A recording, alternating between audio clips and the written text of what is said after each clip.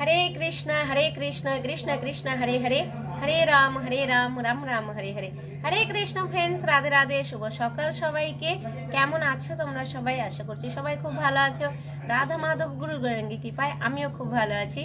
तो आजकेर भिडियोर मध्ये आमरा पाठ करब परम पुरुषोत्तम भगवान श्रीकृष्णेर मुखनिश्चित बाणी श्रीमद् भगवत गीता यथायथेर प्रथम अध्यायेर 36तम श्लोक। अर्जुन केन तार आत्मीय स्वजनदेरके देखे বিভ্রান্ত হয়ে গেছিলেন যে যুদ্ধ করবেন না, উনি তার থেকে উনার রাজ্য সুখের কোনো দরকার নেই, উনি জঙ্গলে গিয়ে বাস করবেন। কিরকম মনের অবস্থা হয়ে গেছিল অর্জুনের, আজকে আমরা ডিটেলসে সেটা আলোচনা করব। সবাই সাথে থেকো।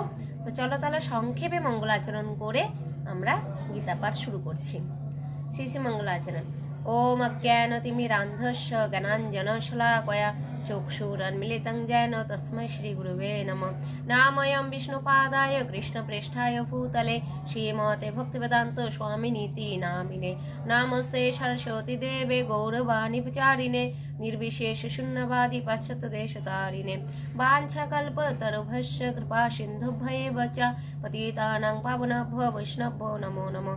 नमो महावदनाय कृष्ण प्रेमपदायते कृष्णाय कृष्ण चैतन्य नाम्ने गौरतिष्ठे नमो। हे कृष्ण करुणा सिन्धु दीनबन्धु जगत्पते गोपेश गोपिकान्तो राधाकान्तो नमोस्तुते। तप्त काञ्चन गौराङ्गी राधे वृन्दावनेश्वरी वृषभानुसुते देवी प्रणमामि हरिप्रिये। नीलाचल निवासाय नित्याय परमात्मने बलभद्र सुभद्राभं जगन्नाथाय नमः।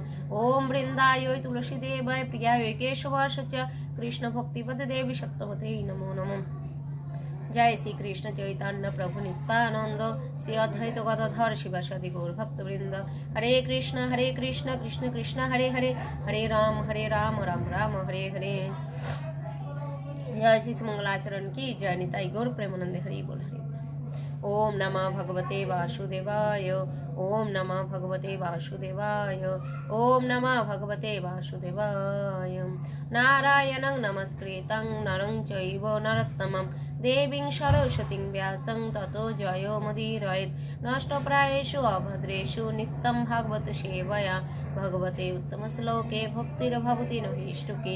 कृष्णाय वासुदेवाय देवकी नन्दनाय च नन्दगोपकुमाराय गोविन्दाय नमो नमः। श्रीमद् भगवत गीता यथायथ।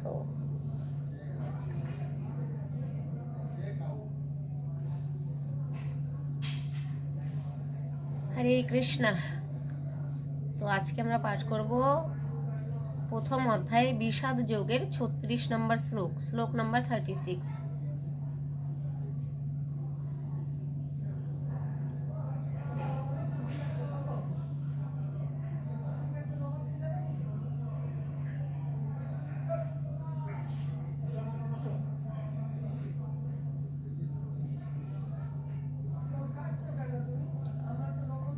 तो श्लोक पाठ करছি, তোমরা আমার সঙ্গে পাঠ করো।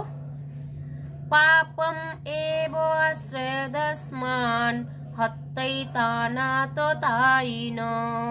তস্মান্না আহবয়ং হন্তুং ধ্রাতরাষ্ট্রান সম্বান্ধবান স্বজনং হি কথং হত্যা সুখেন শ্যাম মাধব।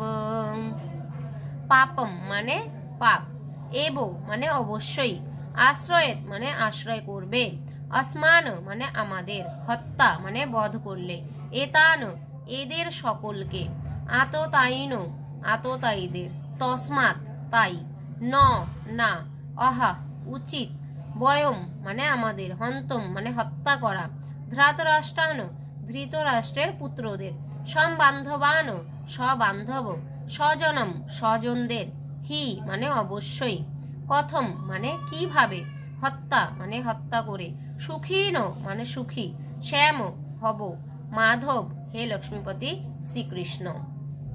অনুবাদ। অর্জুন বলছেন ভগবান শ্রীকৃষ্ণকে, এই ধরনের আততায়ীদের বধ করলে মহাপাপ আমাদের আচ্ছন্ন করবে, তাই বন্ধু বান্ধব ও ধৃতরাষ্ট্রের পুত্রদের সংহার করা আমাদের পক্ষে অবশ্যই উচিত হবে না। হে মাধব, আত্মীয় স্বজনদের হত্যা করে আমাদের কি লাভ হবে, আর তার ফলে আমরা কেমন করেই বা সুখী হব। তাৎপর্য শিল প্রপাত কি জয়। বেদের অনুশাসন অনুযায়ী আততায়ী 6 প্রকার। প্রথম হচ্ছে যে বিষ দান করে, দ্বিতীয় হচ্ছে যে ঘরে আগুন লাগায়, তৃতীয় যে মারাত্মক অস্ত্রের দ্বারা আক্রমণ করে, চতুর্থ যে ধন সম্পদ লুণ্ঠন করে, পঞ্চম যে অন্যের জমি দখল করে, এবং লাস্ট হচ্ছে যে ধর্মপত্নীকে হরণ করে। এই ধরনের আততায়ীদের অবিলম্বে হত্যা করা উচিত এবং এদের হত্যা করলে কোনো রকম পাপ হয় না। এই ধরনের আততায়ীদের বিনাশ করাটা সাধারণ মানুষের পক্ষে স্বাভাবিক, কিন্তু অর্জুন একজন সাধারণ মানুষ ছিলেন না। তার চরিত্র ছিল সাধু সুলভ, তাই তিনি তাদের সঙ্গে সাধু সুলভ ব্যবহারই করতে চেয়েছিলেন। কিন্তু এই ধরনের সাধু সুলভ ব্যবহার ক্ষত্রিয়দের জন্য নয়। যদিও রাজ্যের দায়িত্বশীল প্রশাসককে সাধুর মতোই হওয়া প্রয়োজন, তাই বলে তাকে কাপুরুষ হলে চলবে না। যেমন শ্রী রামচন্দ্র এত সাধু প্রকৃতির ছিলেন যে এখনো মানুষ রামরাজ্যে বসবাস করার জন্য উদ্গ্রীব, কিন্তু তার চরিত্রে কোনো রকম কাপুরুষতা দেখতে পাওয়া যায় না। রাবণ ছিল শ্রীরামের আততায়ী, যেহেতু সে তার পত্নী সীতা দেবীকে হরণ করেছিল, কিন্তু শ্রী রামচন্দ্র তাকে এমন পর্যাপ্ত শাস্তি দিয়েছিলেন যা পৃথিবীর ইতিহাসে বিরল। অর্জুনের ক্ষেত্রে অবশ্য আততায়ীরা ছিল অন্য এক বিশেষ ধরনের, যেমন পিতামহ, শিক্ষক, ভ্রাতা, বন্ধু ইত্যাদি, যারা শত্রু হওয়ার ফলে অর্জুন ভেবেছিলেন যে সাধারণ আততায়ীদের মতো কঠোর পদক্ষেপ তাদের বিরুদ্ধে নেওয়া উচিত হবে না। তাছাড়া সাধু প্রকৃতির মানুষদের সর্বদাই ক্ষমাশীল হওয়ার নির্দেশ দেওয়া হয়েছে। সাধুদের প্রতি এই ধরনের উপদেশ যে কোনো রাজনৈতিক সংকটকালীন অনুশাসন থেকেও অধিক গুরুত্বপূর্ণ। অর্জুন ভেবেছিলেন রাজনৈতিক কারণবশত তার আত্মীয় স্বজনকে হত্যা করার চেয়ে সাধু সুলভ আচরণ ও ধর্মের ভিত্তিতে তাদের ক্ষমা করাই শ্রেয়। তাই সাময়িক দেহগত সুখের জন্য এই ধরনের হত্যাকার্যে লিপ্ত হওয়া তিনি সমীচীন বলে মনে করেননি। সর্বোপরি রাজ্য ও সুখ অনিত্য, তাই ক্ষণস্থায়ী এই সুখের জন্য আত্মীয় স্বজন হত্যার পাপে লিপ্ত হয়ে নিজের জীবন ও মুক্তির পথ চিরতরে রুদ্ধ করার ঝুঁকি তিনি কেন নেবেন? এখানে অর্জুন যে শ্রীকৃষ্ণকে মাধব বা লক্ষ্মীপতি বলে সম্বোধন করেছেন তাও এই প্রসঙ্গে তাৎপর্যপূর্ণ। এই নামের দ্বারা তাকে সম্বোধন করে অর্জুন বুঝিয়ে দিলেন শ্রীকৃষ্ণ সৌভাগ্যের অধিষ্ঠাত্রী লক্ষ্মী দেবীর পতি।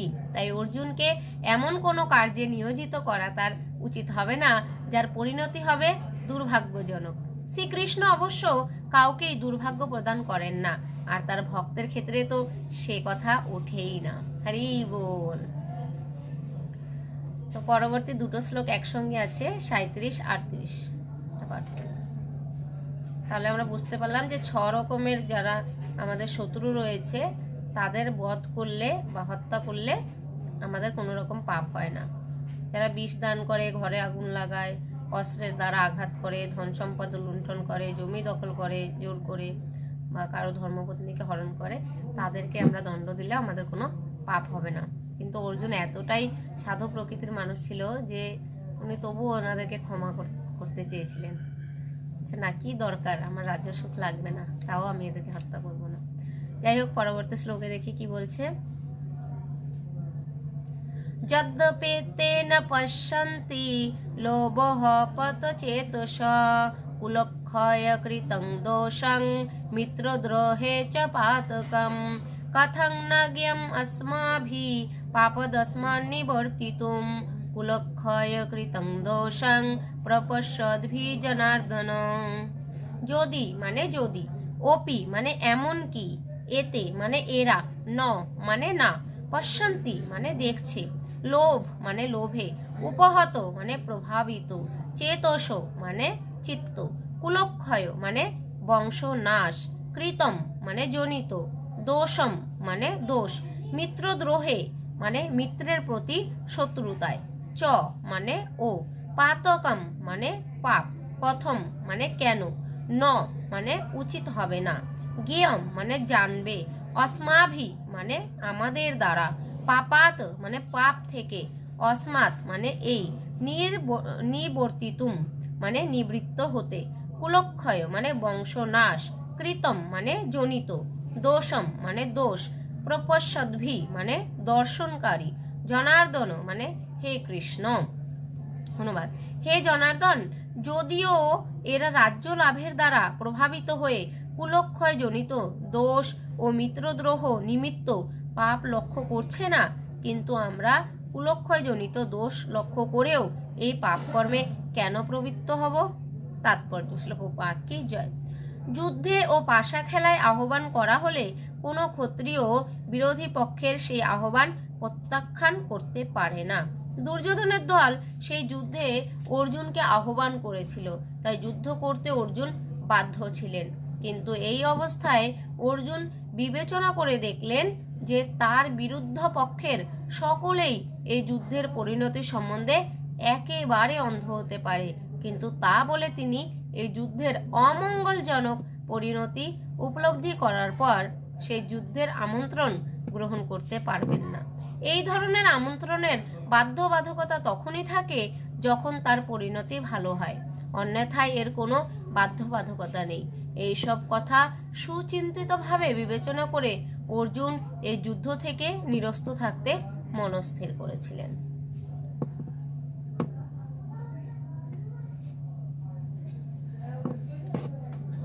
হরি বল। ओम नमो भगवते वासुदेवाय, ओम नमो भगवते वासुदेवाय, ओम नमो भगवते वासुदेवाय।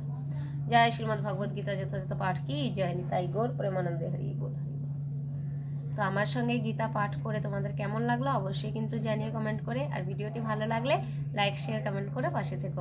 হরে কৃষ্ণ কৃষ্ণ কৃষ্ণ হরে হরে, হরে রাম রাম রাম হরে হরে। চ্যান্ট হরে কৃষ্ণ মহামন্ত্র এন্ড বি হ্যাপি।